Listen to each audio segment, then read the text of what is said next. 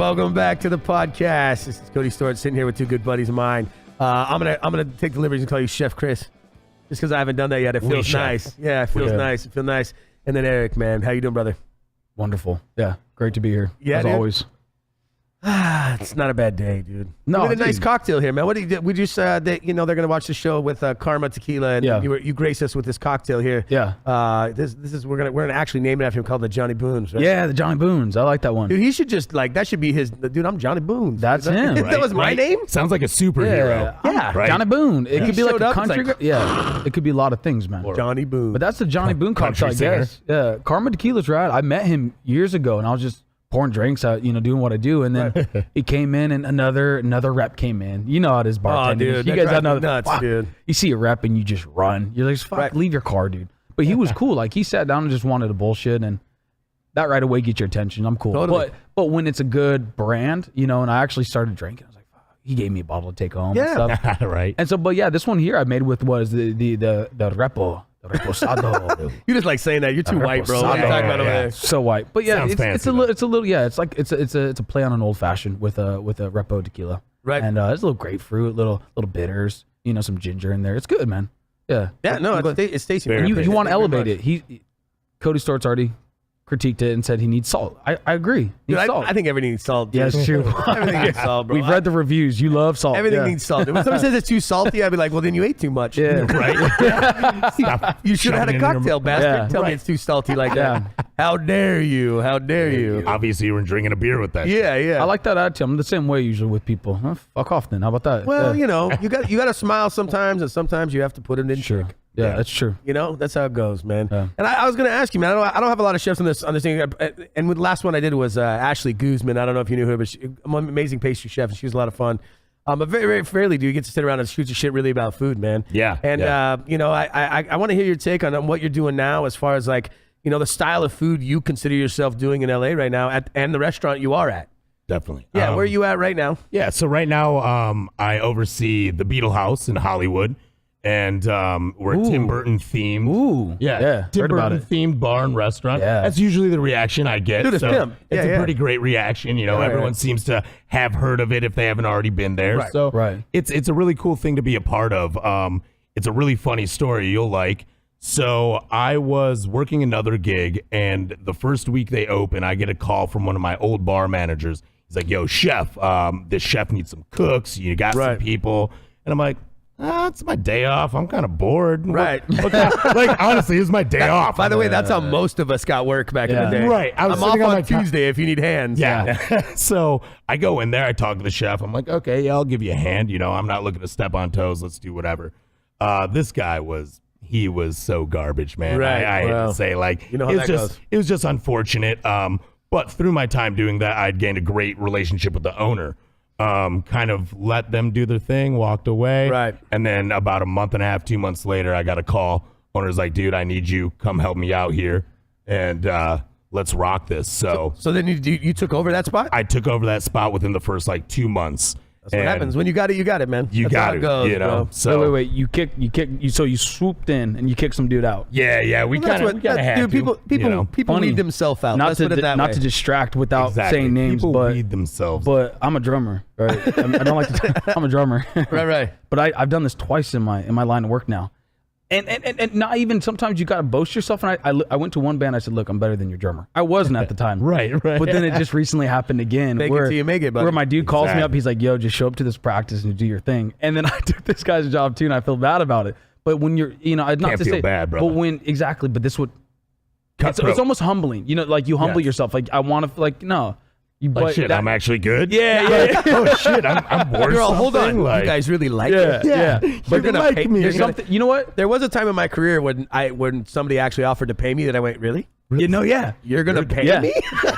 But I was just doing this shit for free, and I actually paid somebody else to learn for a little bit. But I mean, if that's the deal, and that's what you're talking about, and that is to me, I was like, yeah, man, that's really humbling. But I heard Chris even say when you got here, it's like, this is what we wake up for, and that's true. And so when situations like that happen, when you get that, like, oh, this is my spot now, because you earned it. It wasn't given to you. That's the moral of the story. I'm like, man, when you earn it, when you not just the job's open, when you take the job, oh fuck, dude, there's nothing better. Yeah, there's nothing better in life. Right on. Cheers Cheers to that. We're ended up really drunk at these cheers. You guys, we're taking baby sips. I like you guys. Well, Yeah, good for you, man. That's exciting. Yeah, it's really cool, man. It's so awesome to be a part of something so playful, you know. Well, so that's my question now. So with your style of food, would you consider yourself fine dining there in LA? I know they have a different definition. I think fine dining's dead. I think that term's dead. Yeah.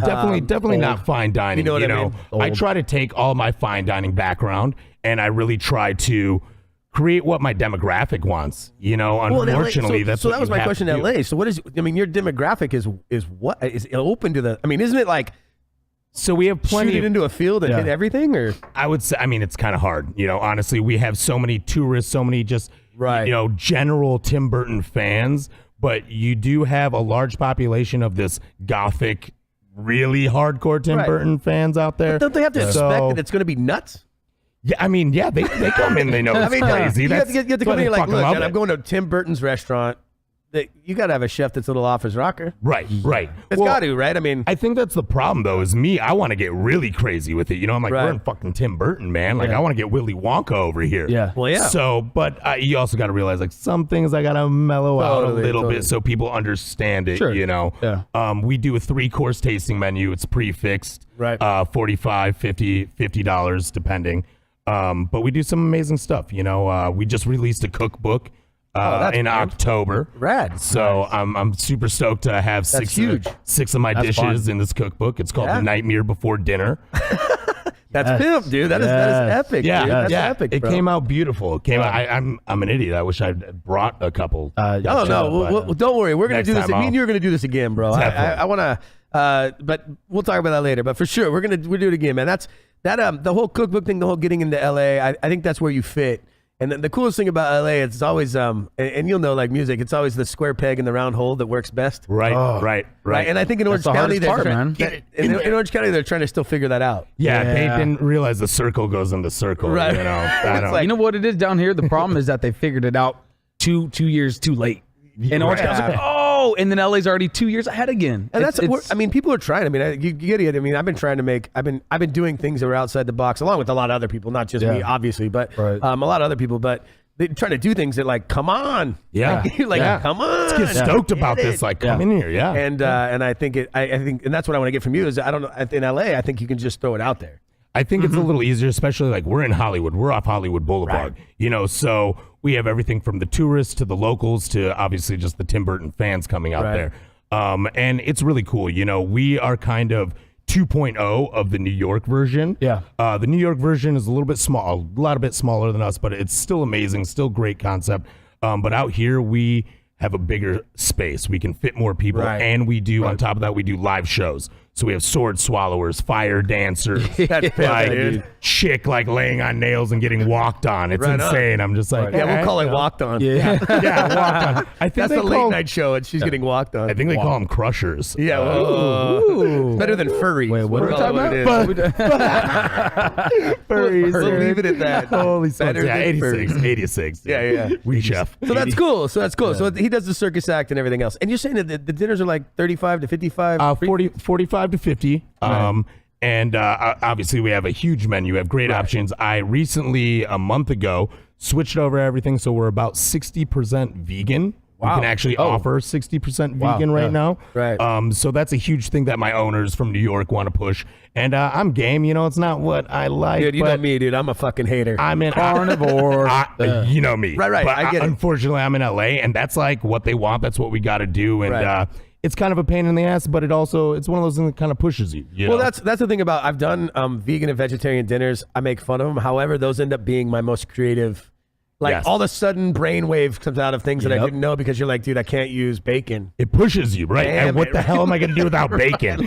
Dude, kidding me? How do I limitations. No, you'll learn the most when you're limited. Right. Exactly. You got to push yourself, limited. man. Yeah. Oh, dude, put yourself in just a little square box. Right. Try to find a way out. As a drummer, give yourself a Home Depot bucket, Lord, and a couple of sticks, and figure out how you're gonna make it work, bro. I can't tell you these old cats, man. Like the dudes like Levon Helm, and I mean just Ginger Baker. These old cats have been doing it forever. Right? They always tell you, man, just get creative with two drums, kick and snare drum, and just see what you can do. Yeah, and fuck, man, it makes you better. Get a bucket and a cardboard box, and you got it. You get better, man. You get better over time. So that's rad. That vegan's hard though. It is. It's hard. It definitely pushes. And to make it taste good. Yeah. I respect that, man, because I tried that for a little bit. I lost about like 30 pounds.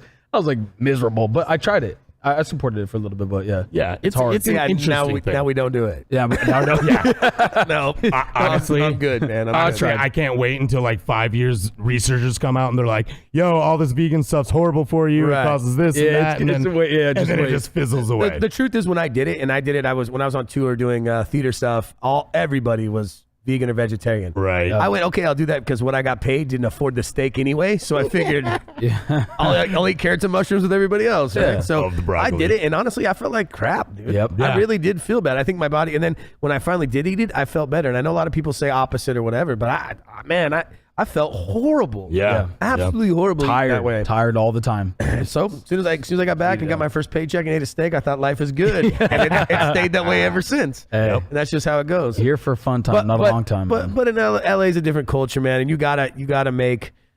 There's so much out there. I think you have to fit some of that norm. Yes. Or You else people just definitely won't have to. show. No, exactly. Like out of a party of 6, one of them's going to be a vegan, or they're not going to come. Yeah. You're not going to get the other 5 if you don't have something for that person. Exactly. And you can even have like 2 vegan options on the menu, and people are still going to bitch. They're still going to complain on Yelp and whatever, about there's not enough vegan options. Right. It's like, I think I finally those laid off when I just put we don't have them. Yeah. right. Like you can ask and I'll make something, but I don't really have like. Yeah. I always go, the salad's nice. Yeah. The salad's great. The salad's nice. Everything has pork belly on it. I don't know. You try your best. You know what I mean? You try your best. I always make some sort of pasta, whatever. Vegan's really hard for me. Vegetarian's pretty easy for me. Yeah.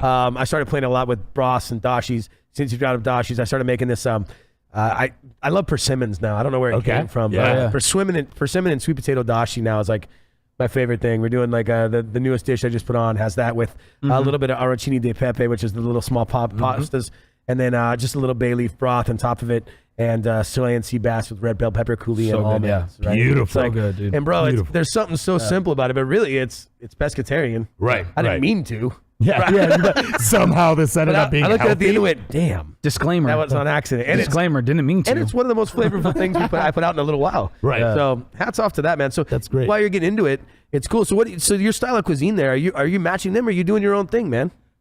I what I'm doing right now is I'm taking obviously my style, and I'm trying to create it into what I think the restaurant needs, what the concept is. So what's your style? What would you call your style right now? I think the easiest way is just contemporary American with global influence.